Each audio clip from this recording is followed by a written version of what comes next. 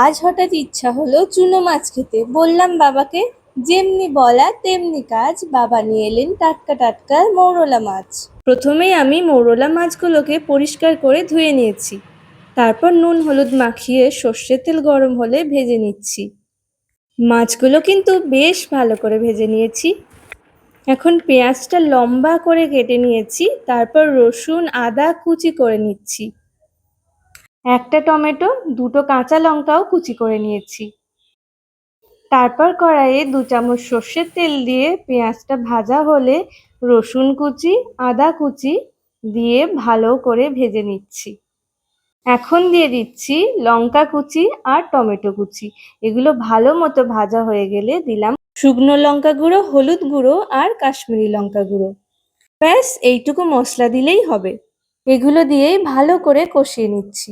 কষানো হয়ে গেছে, এখন দিয়ে দিলাম জল এবং স্বাদমতো নুন। জলটা যখনই ফুটতে শুরু করলো, ভেজে রাখা মৌরলা মাছগুলো দিয়ে দিলাম। ঠিক 7-8 মিনিট মতো ফুটলেই দিয়ে দিলাম ওপর থেকে ধনেপাতা কুচি। এই রান্নাটাতে ঝোলও কিন্তু খুব বেশিও থাকবে না। ঠিক এইরকম অবস্থাতে গ্যাসের ফ্লেমটাও অফ করে দিয়েছি। এখন মৌরলা মাছের ঝাল চচ্চড়ি পুরোপুরি ভাবে তৈরি। এত অসাধারণ খেতে হয় যে এক থালা ভাত কখন উঠে যাবে বুঝতেই পারা যায় না।